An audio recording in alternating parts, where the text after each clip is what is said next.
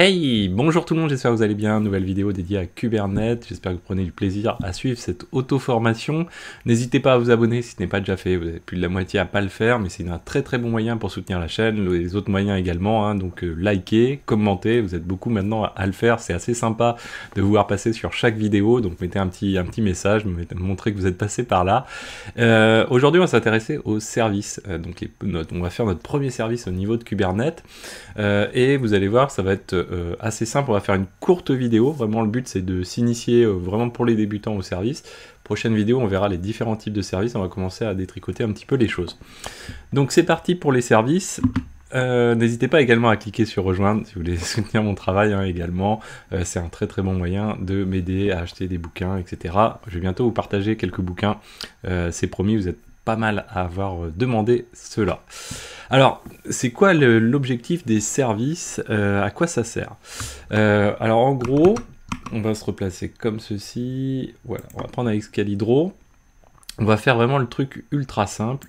On a un cluster Kubernetes, donc vous inquiétez pas, lors de la prochaine vidéo, on va se faire des bons schémas.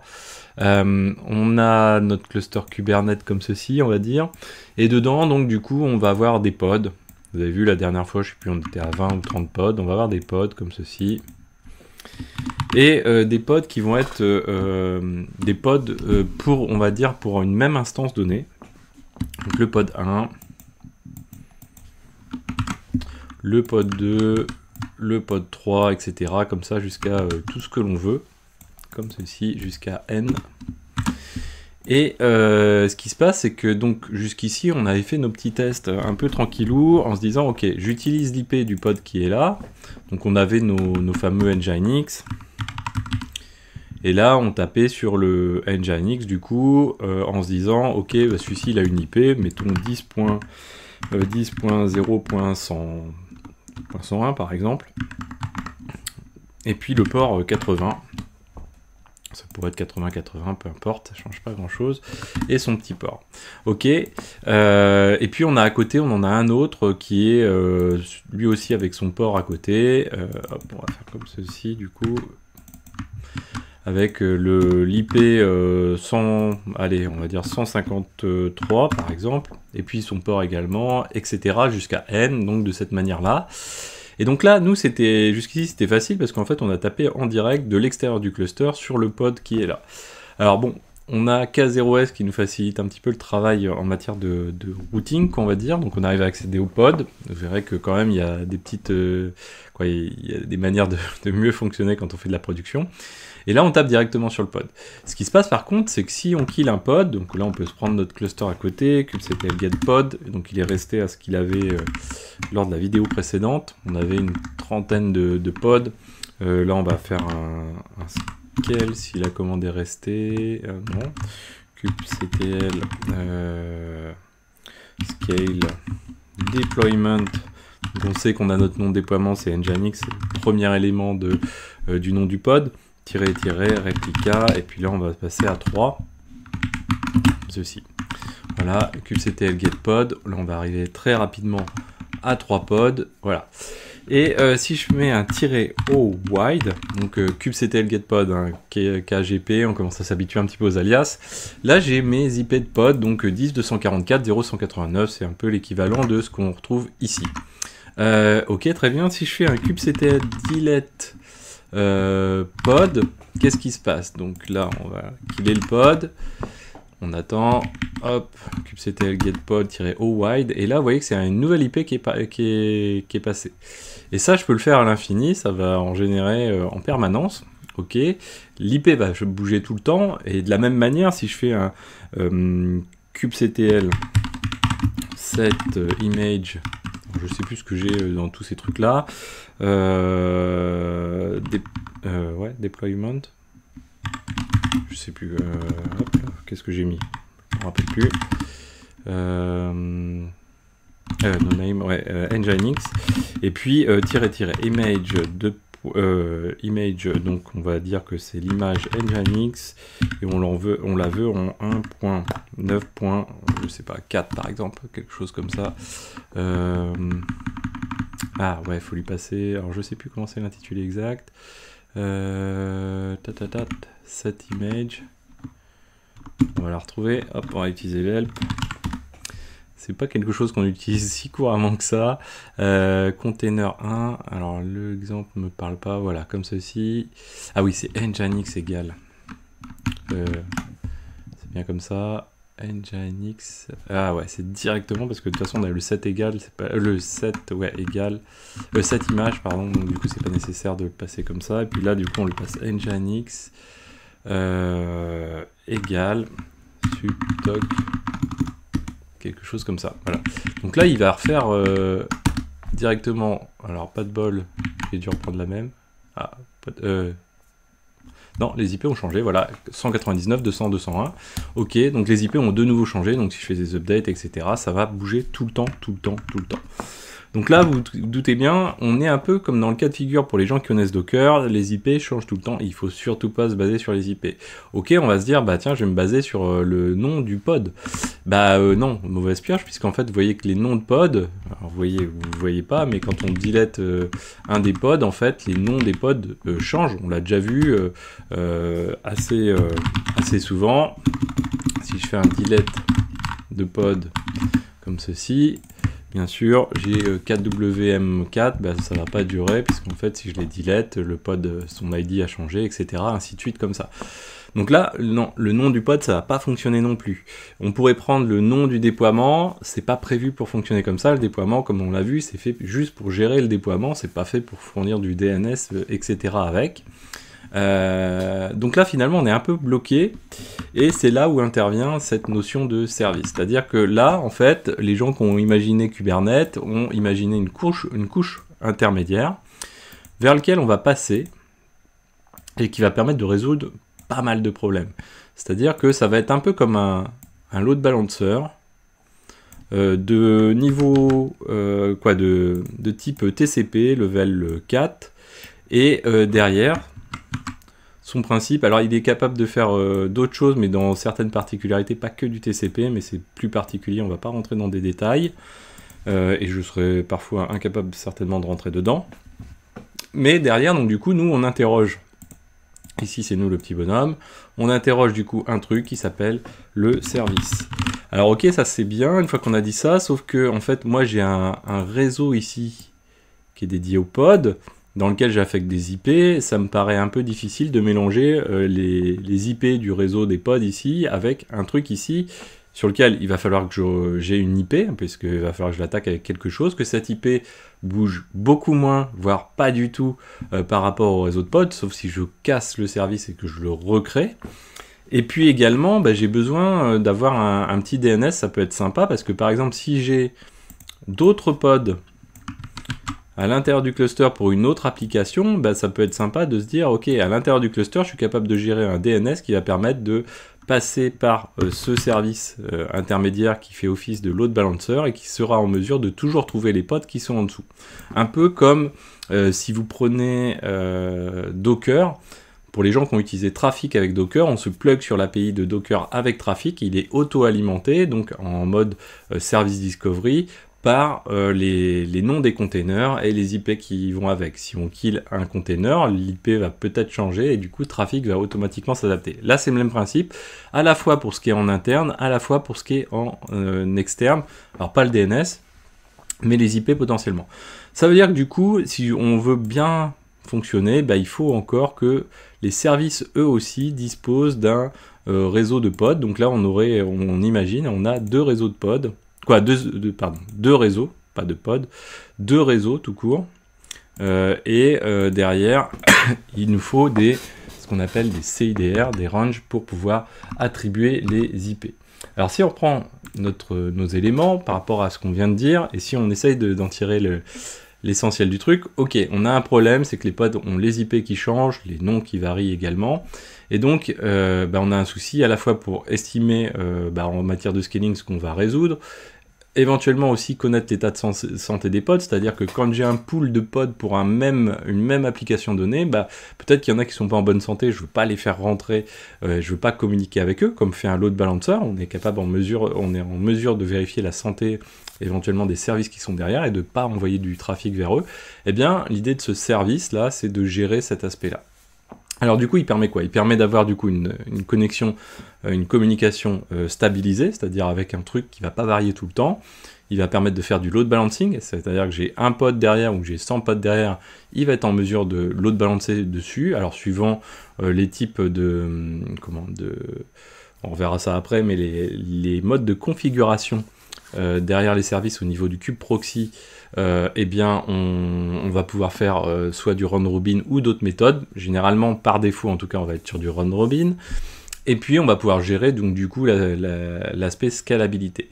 Il permet aussi de gérer un peu comme fait Docker, c'est pas tout à fait pareil, mais ce qu'on appelle l'exposition de port ou le port mapping, c'est-à-dire que j'ai par exemple mon Nginx, tout à l'heure on voit qu'on a un port 80. Ici, hop, on a un port 80. Eh bien, on peut faire en sorte que ici, finalement, on va avoir là encore une IP qui va être attribuée. On va dire que c'est l'IP, par exemple, la 10. Alors, on va pas être dans le même range. Du coup, on peut dire 10.12.0.10, par exemple. Et dire que là, par contre, ça va être le port 80-80. Alors, c'est pas tout à fait comme ça. Ça va fonctionner comme ça, mais on va avoir d'autres options encore derrière. Et donc du coup, on va pouvoir faire mapper le port des pods avec le port du service en question, même si l'IP, attention, l'IP ne va pas rester la même. Ensuite, on va s'assurer aussi que cette partie service va permettre de gérer une partie du réseau Kubernetes, c'est-à-dire comme on en a parlé tout à l'heure, il va y avoir la communication au sein du cluster. Là, c'est pas assuré uniquement par cette notion de service, mais en partie par cette notion de service qui, comme je vous disais tout à l'heure, si on a deux applications avec X instances de chaque côté, si on a besoin de les faire communiquer l'une avec l'autre, on va créer cette brique intermédiaire qui est le service, qui va fournir à la fois une IP fixe et un port donné pour fournir également un DNS interne au cluster Kubernetes pour faciliter la communication de l'un avec l'autre sans qu'il y ait de changement en permanence à s'adapter dessus.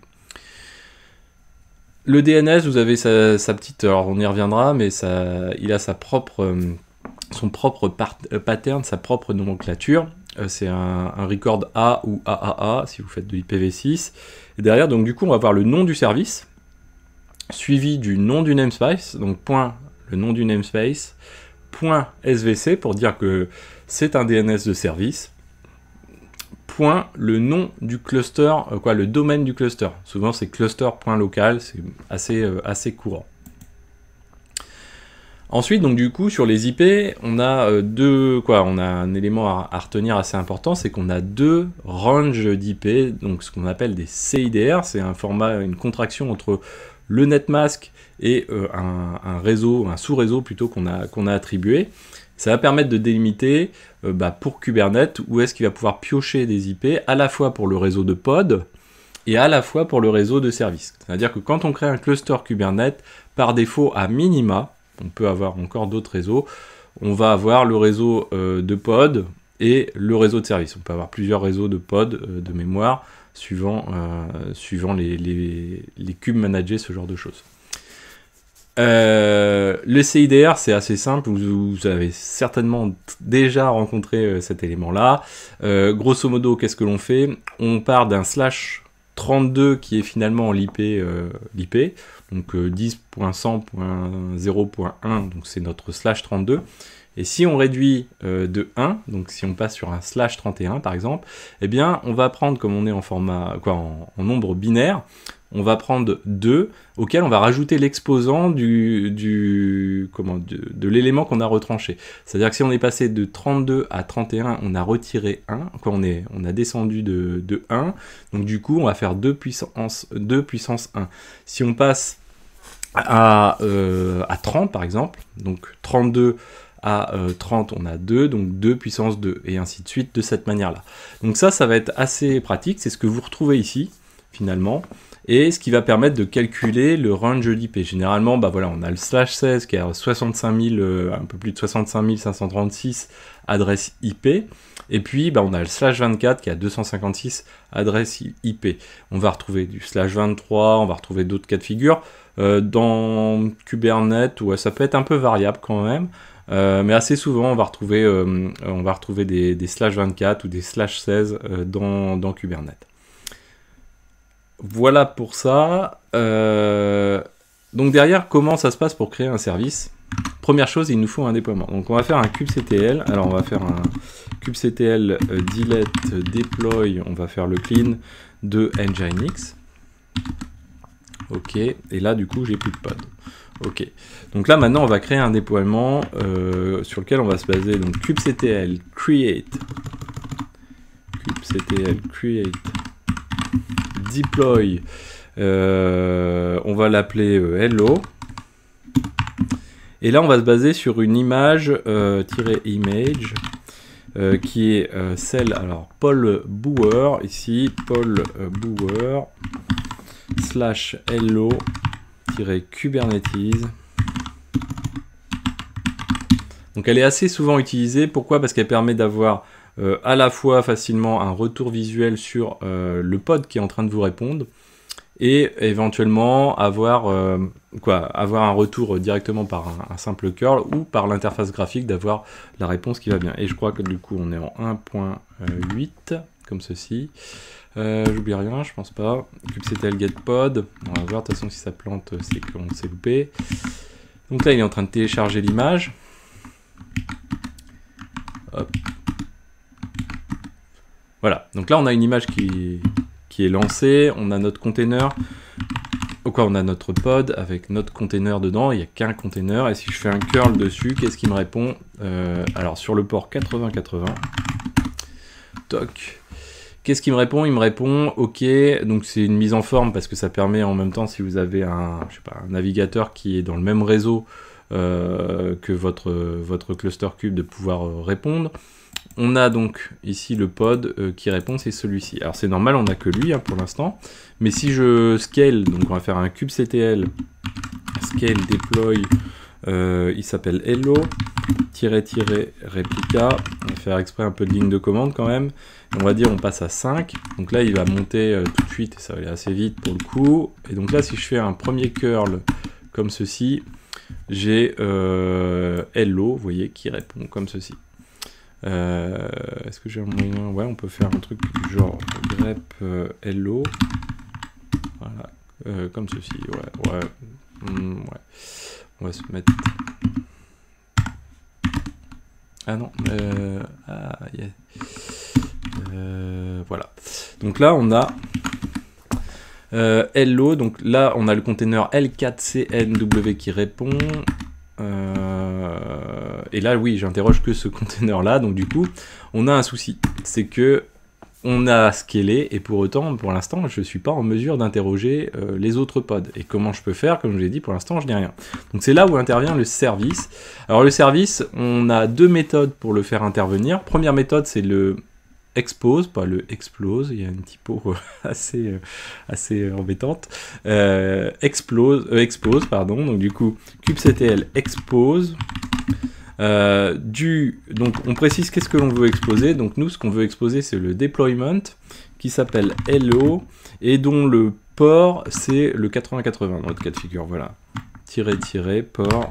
Donc là c'est pareil, c'est des choses que au début vous amusez à les utiliser pour débuter, comprendre les choses. Après ça sera des choses que vous n'utiliserez même potentiellement plus, en tout cas de cette manière-là. On va vérifier du coup la liste des services, kubectl get service. Attention, vous allez la retrouver par namespace. Donc là en l'occurrence, on a le service qui se nomme, si on se met comme ceci, voilà. Le service qui se nomme hello, mais on avait Kubernetes dans le même namespace, mais on en a d'autres à côté, vous voyez, dans d'autres namespaces. Là, j'ai pas précisé parce que je suis au bon endroit, on va dire. Et donc là, j'ai une IP de service, cette fois-ci, et vous voyez que c'est pas du tout le même range que si je fais un kubectl getPod au wide, on n'est pas du tout sur le même range d'IP, on est en 10.244 ici on est en 10.105. Alors on verra plus tard où est-ce que ça se configure ces choses-là quand on créera nos propres clusters Kubernetes. Et donc derrière j'ai une IP et celle-ci elle va pas bouger, c'est-à-dire que je peux faire elle va pas bouger. Elle va pas bouger tant que je détruis des pods ou que je scale des pods, etc. Ça va pas du tout bouger. Par contre, si je détruis le service et que je le recrée, je vais avoir une autre IP, bien sûr, qui va exister. Donc là, on va faire un curl, cette fois-ci, sur cette IP, sur le port 80-80, et là, qu'est-ce qu'il nous répond? Il nous répond toujours notre application. Ici, on est sur le pod, vous voyez, DFF6 qui nous répond. Ok. Maintenant, on va faire un petit grep, comme on a fait tout à l'heure, et l'eau comme ceci. Hop. Et là, c'est un autre pod qui nous répond. Pod silent, voilà. Et ainsi de suite comme ça. Vous voyez qu'ici on est en train de tourner sur tous les pods, alors avec plus ou moins d'aléatoire, mais à peu près de manière run robin sur tous les pods que l'on a ici. Alors c'est pas tout à fait quand même si aléatoire que ça, ouais, ça change assez régulièrement, ça tourne en tout cas. Donc ça c'est plutôt cool et pratique, parce que derrière, si je veux scaler, si je fais un scale de 30 comme on était l'autre jour, je vais avoir bien sûr tous mes pods qui vont être lancés avec plein d'IP potentiellement différentes, j'ai des statuts creating, etc. Et ça, globalement, Kubernetes va être en mesure, à partir du service, de gérer ces éléments-là, c'est-à-dire de ne pas envoyer du trafic tant qu'on n'a pas un pod en statut running. Et ça, c'est quelque chose qui est très très pratique, qui peut se configurer et qu'il faut en production vraiment regarder avec vigilance, parce que si on veut faire du zéro downtime par exemple, ce genre de choses, eh bien il va falloir prendre en compte ces éléments-là pour être capable de vérifier la bonne santé et à partir de quand surtout est capable de répondre un pod derrière un service. Ça c'est très très important comme élément. Donc on verra ça un petit peu plus tard. Donc là on l'a fait par kubectl expose et je vous disais voilà, les services sont de type par défaut, généralement c'est du TCP, assez simple, mais on peut fonctionner alors pour certains types sur de l'UDP ou du SCTP, mais là on est sur des choses très très particulières. Retenez principalement TCP, après ça devient un petit peu plus complexe. Alors en mode déclaratif, ça se fait aussi bien sûr, c'est-à-dire que donc là si on regarde un kubectl get svc, quand même cette ligne, qu'est-ce qu'elle nous donne?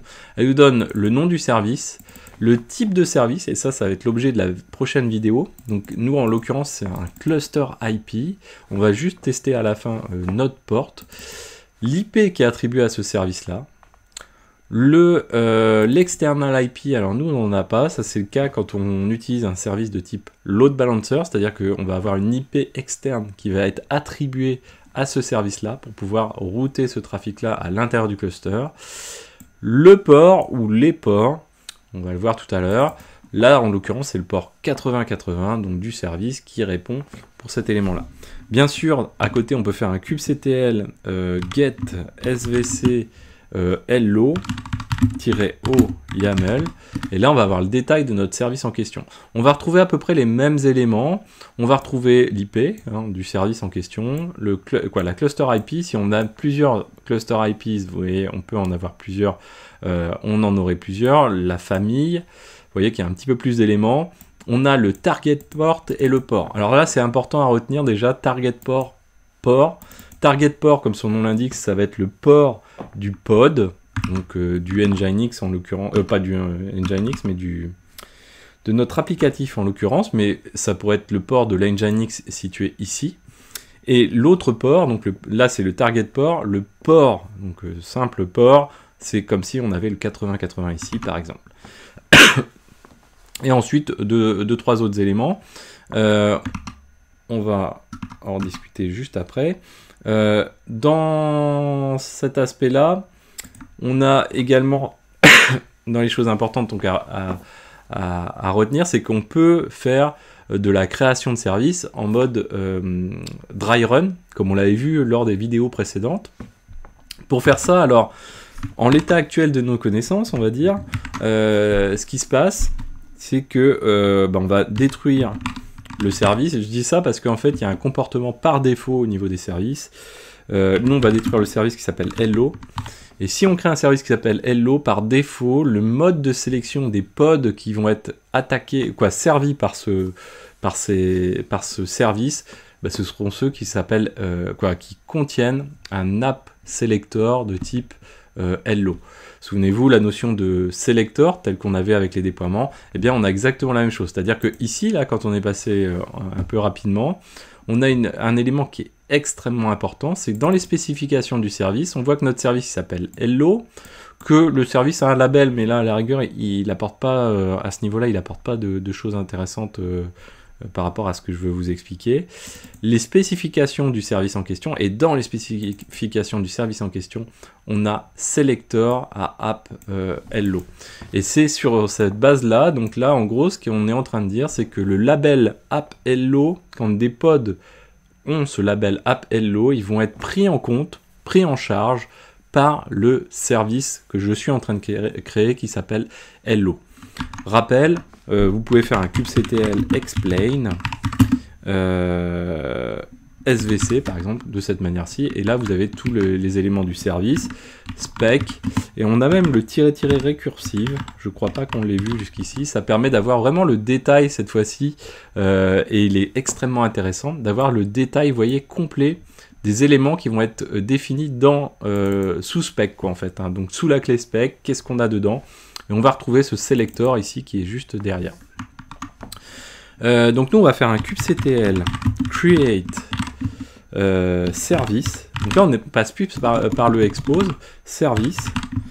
On va dire que c'est un cluster IP.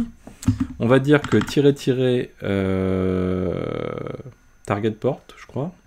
Qu'est-ce qu'il faut que je lui passe? Oui. Ah non, TCP, oui, c'est ça, on lui passe TCP à lui. TCP, et là c'est un peu comme le mapping avec Docker, c'est-à-dire que je vais avoir le port du service sur lequel je suis, tiens, je vais le mettre en 81 par exemple, et le port du target port. Donc là on a le port, et là on a le target port, qu'on passe juste après. Et là on va passer un dry run, égal à client-o YAML, comme ceci. Ah oui, j'ai pas mis de nom au service, c'est embêtant. Et bien le service, du coup, comme je vous disais, on va l'appeler hello. Alors on va juste, bah tiens, on va pouvoir faire le test. Alors on est à TCP, unknown flag. Qu'est-ce que j'ai loupé? Cluster IP, service cluster IP hello, TCP égale. C'est ça qui me gêne. On va se remettre comme ceci. Je crois que c'est un peu plus strict que ce qu'on a l'habitude de faire dans la ligne de commande habituelle avec les pods. Il faut respecter l'ordre. Là, on n'a pas le choix entre service. Il sait que derrière service, il va attendre le type de service. Là, j'avais inversé les deux, du coup, ça ne marche pas. Donc là, qu'est-ce qu'il nous a fait? Il nous crée un service qui s'appelle hello, et le selector est basé, comme notre nom de service s'appelle hello, le selector par défaut s'appelle hello. C'est-à-dire que si je l'appelle hello1, vous allez voir que le selector il va s'appeler hello1.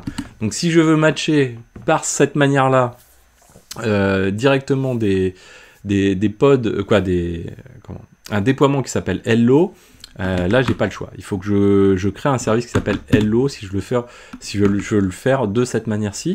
Sinon je le génère tel qu'on l'a fait tout de suite là, et je vais aller mettre bien sûr svc.yaml, et là on passe en mode on va dire descriptif, c'est plutôt pas mal, comme ceci, et on va supprimer ce qui nous est inutile. Donc là comme ceci, là le nom du port c'est un nom vraiment c'est nominatif, hein. Je pourrais l'appeler, tiens, on va l'appeler Xavkey par exemple, ça ne va pas changer grand chose.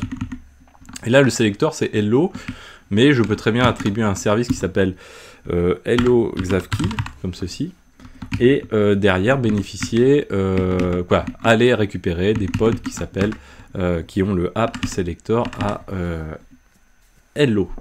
Donc la clé app vaut hello, le type est cluster IP. Ok, donc on va faire ça.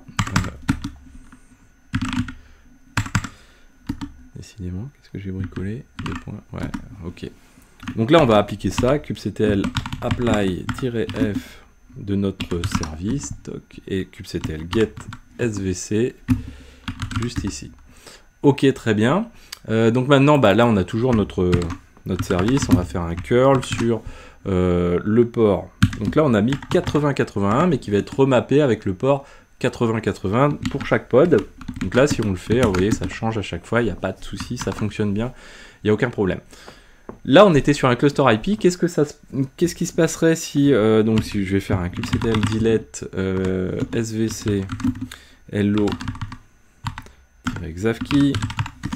Et qu'est-ce qui se passerait si je crée un service qui serait cette fois-ci de type node port.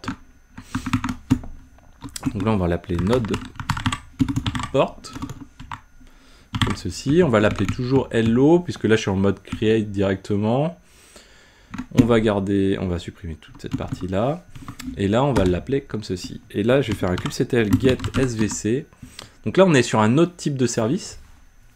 Et on est sur le type node-port. On va le voir dans la prochaine vidéo. Le type node-port, ça veut dire tout simplement que tous les workers, tous les nœuds du cluster vont disposer et exposer ce service-là sur le port. Donc le 8081, c'est notre port de service interne au cluster Kubernetes. Mais à l'extérieur, ce qui va être, là où il va être exposé, c'est sur le 31299. Donc là, en gros, c'est tout ce qui est au-dessus de 30 000. On va avoir une attribution de port à travers, alors, je crois qu'il y a une limite, c'est pas la totalité, je crois. Mais on va pouvoir avoir ce port qui répond. Alors ça veut dire quoi en gros? Ça veut dire que si je suis en dehors du cluster Kubernetes, si je vérifie mon IP de ma VM qui porte le cluster, donc celle-ci, et que donc on a dit le 31299, donc si je fais un curl sur donc par l'interface de ma VM, c'est-à-dire pas comme si j'étais au niveau du cluster Kubernetes lui-même, 31299, et bien là ça fonctionne. On retrouve nos pods qui répondent. Vous voyez ici c'est le C6 qui répond, ici FZ qui répond, etc. de cette manière-là. Donc ça c'est quelque chose qui est aussi important à retenir. Voilà, je l'avais mis ici. Important à retenir, c'est ce type qui va être différent. La subtilité, donc sur le expose, surtout faites bien attention, quand on fait du expose directement, il faut mettre le même nom que le deployment. Le déploiement, le expose, ça va bien fonctionner, vous allez avoir puisque le expose, si on revient, il intègre directement le nom du déploiement. Hop, voilà. Donc le expose, lui, on lui donne clairement le nom du déploiement qu'on veut exposer, donc il va créer le service qui va s'appeler aussi sous le même nom que le déploiement. Par contre, quand on veut faire du create directement par la ligne de commande, il va falloir passer le même nom de service que le nom du déploiement qui va être derrière. Ça, c'est aussi important, c'est le même principe de fonctionnement finalement que le expose. Il faut le retenir. Sinon, de toute façon, après, on passera systématiquement par des manifestes tels qu'on l'a sorti donc sous cette forme, hein, et on va aller pouvoir modifier, donc mettre un nom de service qui va être potentiellement différent des pods qu'on va sélectionner avec le label App Selector. Voilà, donc j'espère que cette vidéo vous a plu. N'hésitez pas à la partager, à mettre des pouces bleus, à commenter. Lors de la prochaine vidéo, hein, ce qu'on va faire, c'est donc là, je vous ai pas passé en revue tout ça, on l'a déjà vu. On va s'intéresser lors de la prochaine vidéo aux différents types de services. N'hésitez pas à vous abonner pour ne pas manquer cette vidéo, liker, commenter. Moi je vous dis à très bientôt sur Xavki. Ciao à tous.